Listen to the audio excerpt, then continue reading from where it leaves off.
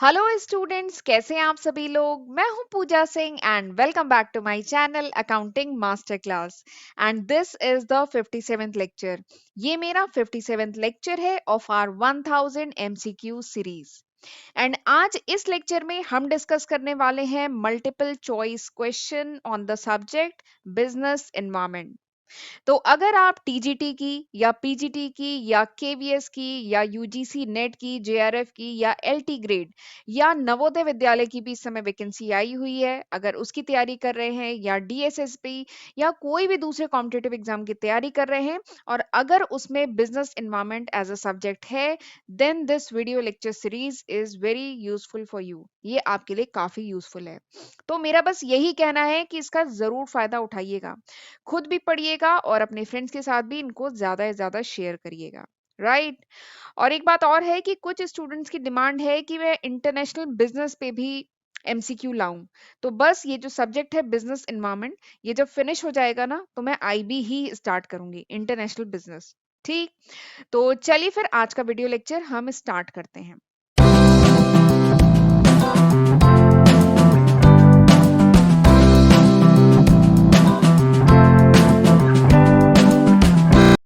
पहला क्वेश्चन पहला क्वेश्चन है कि operating environment of a business is related with. किसी भी बिजनेस का जो ऑपरेटिंग एनवायरनमेंट होता है वो किससे रिलेटेड होता है? क्या वो जर्नल एनवायरनमेंट से रिलेटेड होता है, माइक्रो एनवायरनमेंट से रिलेटेड होता है, इकोनॉमिक एनवायरनमेंट से या पॉलिटिकल एनवायरनमेंट से? ठीक है, दिस इज द क्वेश्चन। तो चलिए इस क्वेश्चन का एज यूजुअल जो मैं तरीका फॉलो करती हूँ, मैं इस क्वेश्चन और इस ये जो ऑप्शन आपको दिए हैं इनके बारे में थोड़ा सा डिटेल में आपको समझाऊंगी, तो इसका आंसर आप खुद ही कर लेंगे। ठीक। तो देखिए इस क्वेश्चन में किसकी बात हो रही है? Operating environment of a business. ठीक है। तो ऑपरेटिंग एनवायरनमेंट होता क्या है, पहले हमें ये समझने की जरूरत है, तो हमें समझ में आएगा कि वो इसमें से किससे रिलेटेड है। ठीक। तो देखिए ऑपरेटिंग ऑपरेटिंग मतलब ऑपरेशन से रिलेटेड है ना। तो ऑपरेटिंग एनवायरनमेंट क्या होता है? ऑपरेटिंग किसी बिजनेस के, अगर मैं बात करूं कोई सपोज करिए बिजनेस है, ठीक है, तो किसी बिजनेस के चारों तरफ या कोई बिजनेस का वो environment which have direct impact on the operation of the firm. ठीक है। ऑपरेटिंग एनवायरनमेंट में वो फैक्टर्स आते हैं जिनका फर्म के ऑपरेशन पे, नाम क्या है ऑपरेटिंग, यानी फर्म के ऑपरेशन पे जिनका डायरेक्ट इम्पैक्ट पड़े। वो फैक्टर जो फर्म के ऑपरेशन पे डायरेक्ट इम्पैक्ट डाले, ठीक है, वो ऑपरेटिंग एनवायरनमेंट का पार्ट होते हैं।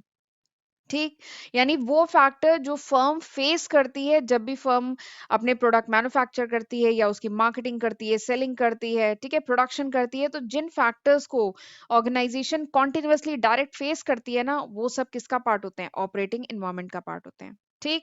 तो ऑपरेटिंग एनवायरनमेंट में क्या क्या आता है? ऑपरेटिंग एनवायरनमेंट में फर्म के जो कॉम्पिटिटर्स होते हैं वो ऑपरेटिंग एनवायरनमेंट का पार्ट है, जो फर्म के जो कस्टमर्स हैं वो इसके पार्ट हैं, सप्लायर जो होते हैं फर्म के वो ऑपरेटिंग एनवायरनमेंट का पार्ट है, जो लेबर मार्केट है वो ऑपरेटिंग एनवायरनमेंट का पार्ट है। ठीक है। तो ये सब मिलके आपका ऑपरेटिंग एनवायरनमेंट बनाते हैं, यानी वो environment which have direct impact on the operation of the business. Business के ऑपरेशन पे जिसका डायरेक्ट इम्पैक्ट हो वो क्या होता है? Operating environment. ठीक। अब जरा एक कॉन्सेप्ट मैंने आपको, थ्योरी लेक्चर जब मैंने बिजनेस एनवायरनमेंट का कराया है उसमें एक कॉन्सेप्ट मैंने पढ़ाया है, micro environment and macro environment. याद आ रहा है? Micro environment and macro environment. तो वहां मैंने बताया था माइक्रो एनवायरनमेंट क्या होता है। माइक्रो एनवायरनमेंट यानी वो बिजनेस के फैक्टर्स, ठीक है, वो माइक्रो एनवायरनमेंट में वो फैक्टर्स आते हैं which are specific to a particular business, ठीक है, which are specific to a particular sector. यानी माइक्रो एनवायरनमेंट में वो फैक्टर आते हैं जो किसी पर्टिकुलर बिजनेस के लिए स्पेसिफिक हो, वो इसी के फैक्टर्स हो, ठीक है, इसी के एनवायरनमेंट में आते हो, तो वो क्या होते हैं? माइक्रो एनवायरनमेंट के फैक्टर होते हैं। जबकि मैक्रो एनवायरनमेंट में क्या आता है? मैक्रो एनवायरनमेंट में वो ब्रॉडर फैक्टर आते हैं जो सारे ही बिजनेस को इम्पैक्ट डालते हैं, ठीक है, विच कैन इफेक्ट, मतलब जो केवल इसी बिजनेस, एक पर्टिकुलर बिजनेस वन के लिए नहीं है, वो सारे ही बिजनेस को जो इम्पैक्ट डालते हैं वो क्या होते हैं? मैक्रो एनवायरनमेंट के फैक्टर्स होते हैं। जैसे एग्जाम्पल के लिए मैक्रो का एग्जाम्पल देती हूँ, जैसे जो डेमोग्राफिक फैक्टर्स होते हैं, जो इकोलॉजिकल फैक्टर्स होते हैं, ठीक है, जो इकोनॉमिक फैक्टर्स होते हैं, जो लीगल फैक्टर्स होते हैं, जो टेक्नोलॉजिकल फैक्टर्स होते हैं, ठीक है, जो पॉलिटिकल फैक्टर्स होते हैं, वो सब क्या है? मैक्रो इकोनॉमिक, मैक्रो इन्वायरमेंट के फैक्टर्स हैं। जबकि माइक्रो का, अगर हम माइक्रो की बात करें तो माइक्रो के फैक्टर्स कौन से होते हैं माइक्रो एनवायरनमेंट के? यही सब, कॉम्पिटिटर हुआ, कस्टमर हुआ, सप्लायर हुआ, लेबर हुआ, जो केवल इसी बिजनेस से रिलेटेड है, ठीक है, तो वो सब क्या है, माइक्रो के पार्ट है। ठीक। वैसे ये सब मैं बहुत डिटेल में, जो मेरा बिजनेस एनवायरनमेंट का जो थ्योरी लेक्चर है, मैं ऑलरेडी अपलोड कर चुकी हूँ। ठीक है, वहां पे मैंने ये सब डिटेल में बताया है। तो मेरे ख्याल से अब मैंने काफी कुछ माइक्रो मैक्रो के बारे में और ऑपरेटिंग एनवायरनमेंट के बारे में काफी कुछ बता दिया है। तो अब आप इसका आंसर कर सकते हैं। अब आंसर कर सकते हैं ना। देखिए सवाल क्या है कि operating environment of a business is related with general environment. तो जनरल एनवायरनमेंट तो एकदम मतलब नॉर्मल जनरल एनवायरनमेंट की बात हो रही है। क्या ये इकोनॉमिक एनवायरनमेंट से रिलेटेड है, क्या ये पॉलिटिकल एनवायरनमेंट से रिलेटेड है, कि माइक्रो एनवायरनमेंट से रिलेटेड है। तो याद रखिए जो ऑपरेटिंग एनवायरनमेंट है, this is specific to a particular business. ठीक है, तो ये माइक्रो एनवायरनमेंट का पार्ट है। ठीक है, it's not economic. Economic environment क्या होगा, मैक्रो एनवायरनमेंट का पार्ट है। ठीक है, पॉलिटिकल भी मैक्रो का है, और जनरल एनवायरनमेंट तो नॉर्मल जनरल एनवायरनमेंट है। तो operating environment is related with micro environment. Operating environment किससे रिलेटेड है, माइक्रो एनवायरनमेंट से रिलेटेड। ठीक। तो सॉल्यूशन जो इसमें जो ऑप्शन बी है, this is the correct answer. Option B इसमें करेक्ट आंसर है। चलिए आगे बढ़ते हैं अगले क्वेश्चन पे। कंज्यूमर हैव द राइट, अगला क्वेश्चन क्या है, कंज्यूमर हैव द राइट। पहला दिया गया है to be protected against goods and services that are hazardous to life and property, first option है। दूसरा दिया गया है consumer have the right to be assured whenever possible of the access to a variety of goods and service at reasonable price। अगला है right to be heard। ठीक है, तो ये तीन आपको यहाँ पे पॉइंट्स दिए गए हैं। फिर आपसे कहा गया है कि पूछा गया है कि क्या फर्स्ट सेकंड थर्ड तीनों करेक्ट है, या फर्स्ट और सेकंड रॉन्ग है, या फर्स्ट करेक्ट है, या सेकंड करेक्ट है। ठीक है, तो ये आपको ऑप्शन चार दिए गए हैं। आपको बताना है कि कंज्यूमर हैव द राइट, इसमें तीन स्टेटमेंट है, इसमें कौन सा स्टेटमेंट सही है कौन सा गलत है, ये बताना है आपको। ठीक है, तो अब मैंने आपको कंज्यूमर प्रोटेक्शन एक्ट पढ़ाया है, याद आ रहा है, कंज्यूमर प्रोटेक्शन एक्ट, इस पे थ्योरी लेक्चर वीडियो मैं ऑलरेडी अपलोड कर चुकी हूँ। तो कंज्यूमर प्रोटेक्शन एक्ट कब आया था, याद करिए कब आया था कंज्यूमर प्रोटेक्शन एक्ट। तो कंज्यूमर प्रोटेक्शन एक्ट आया था सबसे पहले ये 1986 में आया था, और उसके बाद क्योंकि जो 1986 में जो एक्ट आया था वो कह लीजिए उसका जो स्कोप था वो नैरो था, इसलिए उसमें थोड़ा सा अमेंडमेंट किया गया, और फिर जो बाद में इसको मॉडिफाई करके फिर से जो कंज्यूमर प्रोटेक्शन एक्ट आया वो आया 2019 में। और इसका स्कोप काफी ब्रॉडर था, इसमें काफी और पॉइंट्स भी इंक्लूड किए गए थे, कंज्यूमर प्रोटेक्शन एक्ट। ठीक है, कंज्यूमर प्रोटेक्शन एक्ट एक इंपॉर्टेंट टॉपिक है, जरूर करके जाइएगा एग्जाम में। ठीक। तो कंज्यूमर प्रोटेक्शन एक्ट के तहत, ठीक है, कंज्यूमर को 6 राइट्स दिए गए थे। कंज्यूमर प्रोटेक्शन एक्ट के तहत कंज्यूमर को 6 राइट्स दिए गए थे, 6 राइट्स दिए गए थे। तो वहां तो इस क्वेश्चन में उन्हीं राइट्स के बारे में बात हो रही है। तो चलिए मैं आपको 6 राइट्स बता देती हूँ, ठीक है, फिर इसका आंसर तो फिर आप खुद ही कर लेंगे। तो सबसे पहला राइट क्या है, राइट टू सेफ्टी। सबसे पहला राइट क्या है, राइट टू सेफ्टी। 6 राइट दिए गए हैं, सबसे पहला राइट क्या है, राइट टू सेफ्टी। तो राइट टू सेफ्टी क्या कहता है कि कंज्यूमर के पास ये राइट है to be protected against the marketing of goods and services which are dangerous to life and property.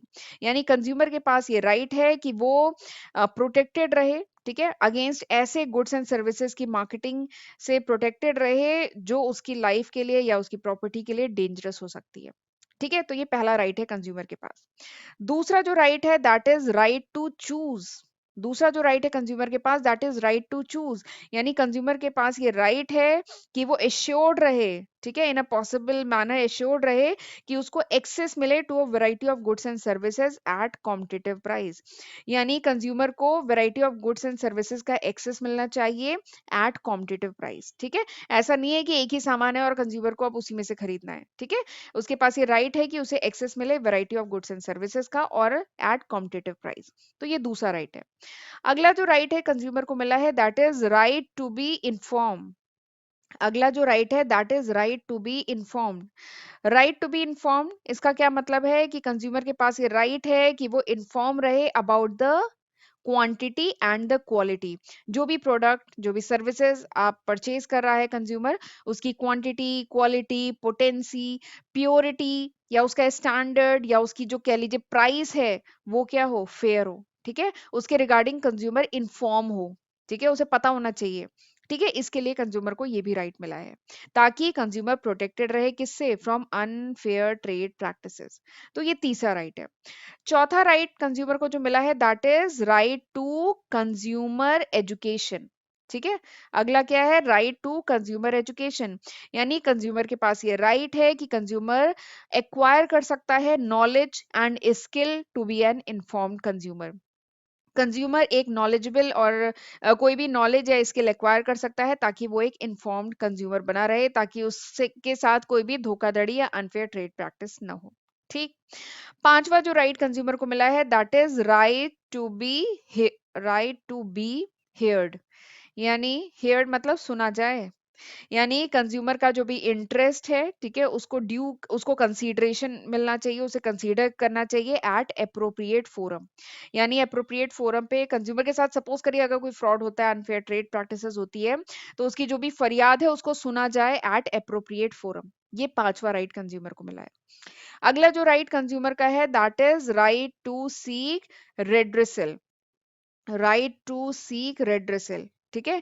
यानी कंज्यूमर के साथ अगर कोई अनफेयर ट्रेड प्रैक्टिसेस हो या कंज्यूमर को अगर एक्सप्लॉइट किया जाए, तो उसकी जो भी प्रॉब्लम है उसका निवारण होना चाहिए, मतलब कह लीजिए उसका फाइनल सेटलमेंट होना चाहिए, फेयर सेटलमेंट होना चाहिए। जो भी अगर कंज्यूमर की ग्रीवेंसेस है उसको उसका सॉल्यूशन होना चाहिए, ठीक है। तो वही है राइट टू सीक रेड्रेसल। ठीक, तो ये 6 राइट्स कंज्यूमर को मिले हैं। तो आप अगर देखेंगे यहाँ पे पहला जो राइट जिसका यहाँ पे क्वेश्चन में दिया गया है, ये क्या है, राइट टू सेफ्टी की तो बात हो रही है। It is protected against goods and service, तो ये तो राइट टू सेफ्टी की बात हो रही है। दूसरा जो है ये किसकी बात हो रही है, ये तो variety of goods and services का एक्सेस मिलना चाहिए, तो यहाँ पे राइट टू चॉइस की बात हो रही है। ठीक है, यहाँ पे किसकी बात हो रही है, राइट टू नॉट चॉइस, ठीक है, राइट टू चूज की बात हो रही है। और तीसरा क्या है, राइट टू बी हियर्ड, तो ये तो है ही इसमें। ठीक है, तो कंज्यूमर को ये जो 6 राइट्स मिले हैं, इसमें क्वेश्चन में 3 राइट्स यहाँ पे दिए गए हैं, यानी option A is the correct answer. पहला, दूसरा, तीसरा, तीनों स्टेटमेंट क्या है, करेक्ट है। ठीक, समझ में आया यहाँ तक। चलिए आगे बढ़ते हैं। अच्छा, आगे बढ़ने से पहले मैं आपको अपने चैनल के बारे में भी थोड़ा सा बताना चाहती हूँ कि मेरे चैनल पे आपको कॉमर्स स्ट्रीम के जो डिफरेंट सब्जेक्ट्स हैं, ठीक है, उनकी लेक्चर वीडियो सीरीज मिलती है। और ये सारे सब्जेक्ट हैं जो मैं आज की तारीख यानी जुलाई 2022 तक अपने चैनल पे अपलोड कर चुकी हूँ। अगर ये वीडियो आप कुछ महीने बाद देख रहे हैं, कुछ साल बाद देख रहे हैं, तो होपफुली मैं इसमें काफी न्यू सब्जेक्ट ऐड कर चुकी होंगी। ये अभी तक है, जुलाई 2022 तक। तो मेरा बस यही कहना है कि इसका ज़रूर फ़ायदा उठाइएगा, खुद भी पढ़िएगा और फ्रेंड्स के साथ भी इनको ज़्यादा से ज़्यादा शेयर करिएगा। 450 से भी ज़्यादा वीडियो लेक्चर्स मैं अपने चैनल पे आज की तारीख तक अपलोड कर चुकी हूँ। मतलब जुलाई 2022 तक अपलोड कर चुकी हूँ। तो ज़रूर इसका फ़ायदा उठाएँ, ठीक है? और चैनल पे पहली बार आए हैं, चैनल को अभी तक नहीं सब्सक्राइब किया है, तो ज़रूर सब्सक्राइब करिएगा। और नोटिफिकेशन बेल भी प्रेस करना बहुत ज़रूरी होता है, तभी आपको मेरे जो अपकमिंग वीडियोस हैं उनकी नोटिफिकेशन मिल पाएगी। Okay.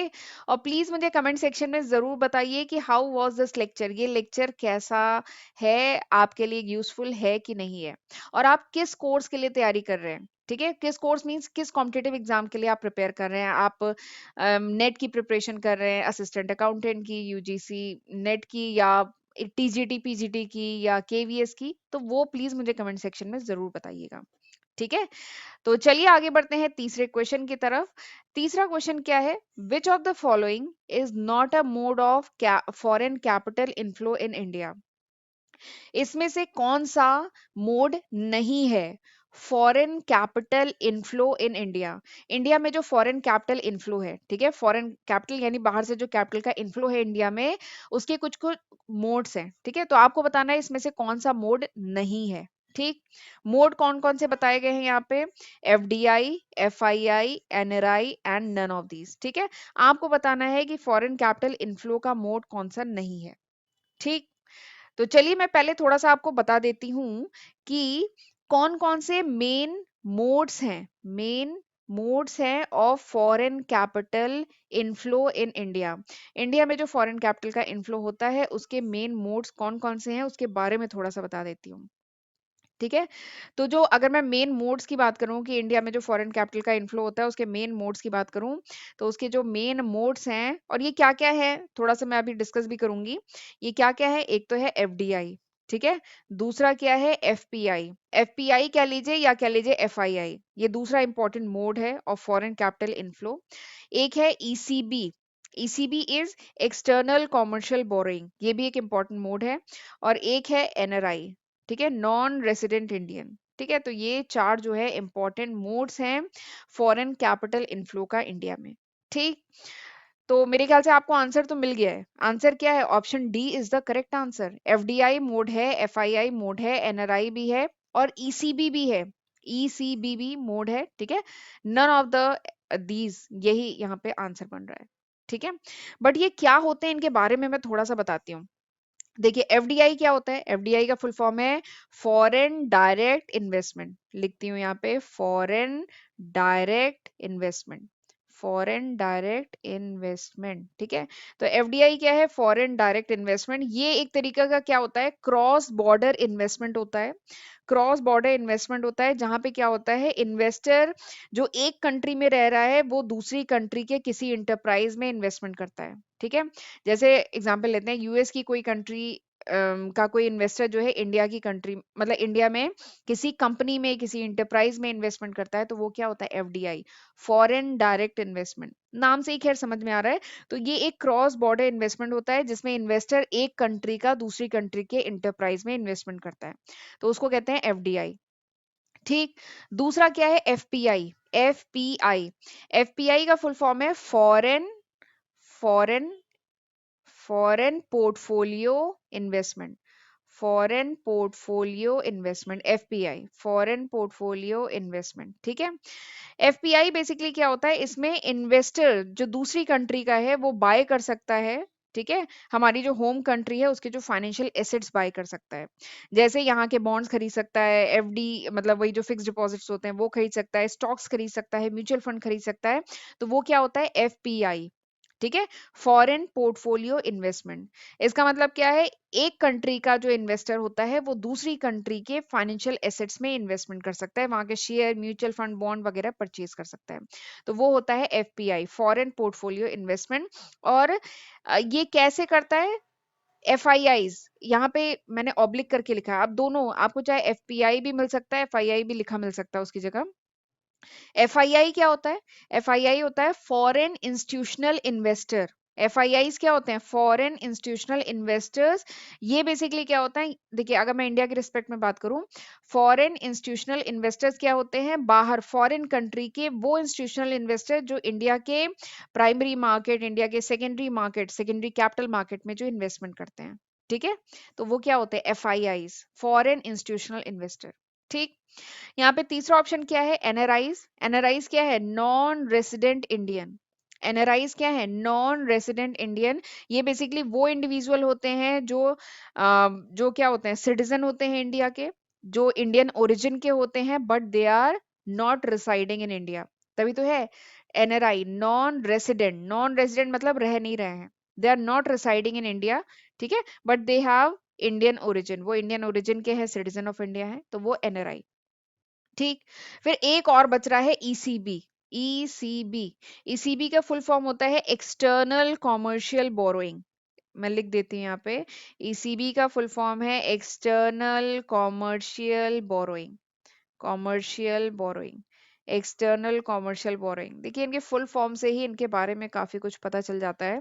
External commercial borrowing basically क्या है? अगर कोई इंडिया, एग्जांपल इंडिया के रिस्पेक्ट में ले रही हूँ, कि अगर कोई इंडियन बोरोवर, ठीक है, कोई इंडियन बोरोवर बाहर किसी नॉन रेजिडेंट लेंडर से फॉरेन करेंसी में लोन ले, ठीक है, कोई इंडियन बोरोवर बाहर किसी नॉन रेजिडेंट लेंडर से फॉरेन करेंसी में लोन ले, ठीक है, तो वो क्या है? वो भी एक सोर्स है फॉरेन कैपिटल इनफ्लो का, ठीक है, और उसे कहा जाता है ईसीबी, यानी एक्सटर्नल कॉमर्शियल बोरिंग। यानी कॉमर्शियल पर्पस से अगर बोरो किया जाए इन फॉरेन करेंसी किसी आउटसाइडर, किसी नॉन रेजिडेंट लेंडर से, तो वो किस में आएगा? वो ईसीबी में आएगा, ठीक है।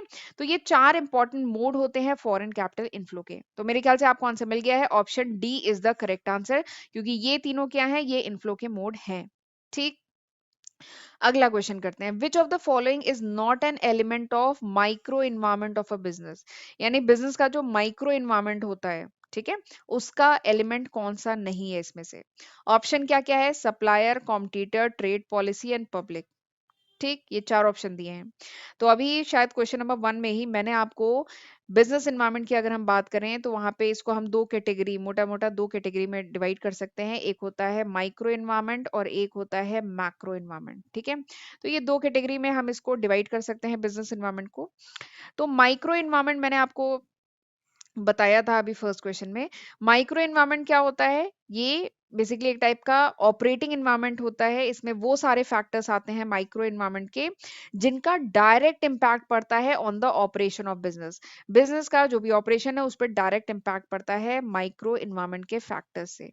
ठीक है, और इसमें क्या क्या आते हैं? इसमें आते हैं आपके कॉम्पिटिटर आते हैं, बताया था अभी फर्स्ट क्वेश्चन में। इसमें आपके कॉम्पिटिटर आते हैं, सप्लायर आते हैं, ठीक है, पब्लिक आती है, लेबर मार्केट आता है, ठीक है, कस्टमर आता है, कस्टमर पब्लिक वही है, ठीक है, ये सब माइक्रो एनवायरनमेंट के पार्ट होते हैं।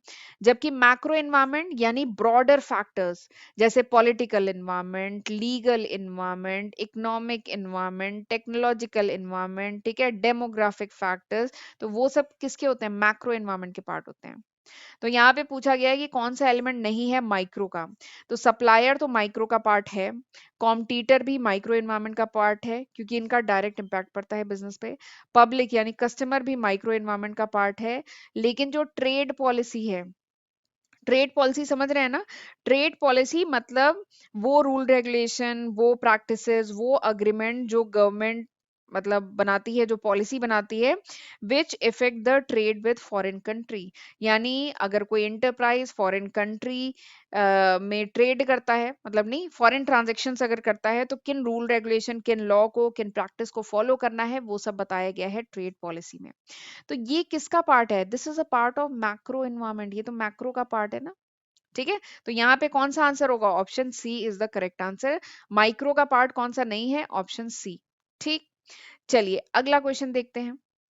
अगला क्वेश्चन क्या है? Which of the following can be identified as process of analyzing the environment for identification of factors which have implication for the business। ठीक है, क्वेश्चन क्या है कि इनमें से ये 4 ऑप्शन आपको दिए गए हैं। ठीक है, क्या क्या ऑप्शन है? Environment scanning, environment assessment, environment evaluation, none of the above. ठीक है, ये 4 ऑप्शन आपको दिए गए हैं। आपसे पूछा जा रहा है कि इनमें से कौन सा जो है टर्मिनोलॉजी यूज किया जाता है फॉर द प्रोसेस, और जिस प्रोसेस में हम एनालाइज करते हैं एनवायरनमेंट को और आइडेंटिफाई करते हैं उन फैक्टर्स को जिनका बिजनेस पे इम्पैक्ट पड़ता है। ठीक है, एनवायरनमेंट को एनालाइज किया, ठीक है, और आइडेंटिफाई किया उन फैक्टर्स को जिनका बिजनेस पे इम्पैक्ट पड़ता है, तो उसको क्या कहा जाता है? क्या उसको एनवायरनमेंट स्कैनिंग कहा जाता है, असेसमेंट कहा जाता है, इवैल्यूएशन कहा जाता है, कि none of the above? This is the question. तो आपको बता देती हूँ कि बिजनेस एनवायरनमेंट में एक बहुत इंपॉर्टेंट टर्मिनोलॉजी यूज होती है, उसको हम कहते हैं environment scanning, environmental scanning. Environmental scanning एक टर्मिनोलॉजी यूज की जाती है बहुत फ्रिक्वेंटली बिजनेस एनवायरनमेंट में, एनवायरमेंटल स्कैनिंग। ठीक है, स्कैन करना तो मतलब समझ रहे हैं ना? स्कैन करना यानी ऑब्जर्व करना, माइन्यूटली ऑब्जर्व करना, स्कैन करना। ठीक है, तो इन्वायरमेंटल स्कैनिंग क्या होती है? यहाँ पे एक्चुअली इन्वायरमेंटल स्कैनिंग की ही बात चल रही है। तो इन्वायरमेंटल स्कैनिंग एक प्रोसेस होता है जिसमें कलेक्ट किया जाता है, इवैल्यूएट किया जाता है एंड डिलीवर किया जाता है information of internal and external environment of the organisation. Organisation के, अगर मैं इस बात करूँ, ऑर्गेनाइजेशन है, ऑर्गेनाइजेशन के इंटरनल इन्वायरमेंट और ऑर्गेनाइजेशन का जो एक्सटर्नल इन्वायरमेंट है उसके जो फैक्टर्स हैं उनको कलेक्ट किया जाता है। ठीक है, उनको इवैल्यूएट किया जाता है और डिलीवर किया जाता है वो इंफॉर्मेशन इंटरनल और एक्सटर्नल इन्वायरमेंट की which is helpful for the business, जो बिजनेस के लिए बिजनेस की स्ट्रैटेजी बनाने में हेल्पफुल हो। ठीक है, बिजनेस के आगे फ्यूचर प्रोस्पेक्ट को डिजाइन करने में जो हेल्पफुल हो। तो इस टर्म को कहा जाता है इन्वायरमेंटल स्कैनिंग। ठीक, और यहाँ पे इसी की तो बात चल रही है, वो प्रोसेस जिसमें एनालाइज किया जाए एनवायरनमेंट को, एनालाइज किया जाए इंटरनल एंड एक्सटर्नल एनवायरनमेंट को एनालाइज किया जाए और आइडेंटिफाई किया जाए उन फैक्टर्स को जिनका बिजनेस पे इम्पैक्ट पड़ रहा है। ठीक है, तो इसको कहा जाता है एनवायरमेंटल स्कैनिंग। ये असेसमेंट नहीं है, ये इवैल्यूएशन नहीं है, दिस इज कॉल्ड स्कैनिंग। ठीक है, इवन ये टर्म बहुत यूज होता है। ठीक, तो चलिए, this was all about today's video. ये था पूरे आज के वीडियो का कंटेंट। आई होप आज जो मैंने क्वेश्चन डिस्कस किए हैं आपको अच्छे से समझ में आए होंगे। ठीक है, तो प्लीज मुझे कमेंट सेक्शन में जरूर बताइएगा कि हाउ वाज दिस लेक्चर, ये लेक्चर कैसा था। राइट, तो अब चलिए हम मिलेंगे अगले लेक्चर में। तब तक अपना ध्यान रखिएगा। God bless you.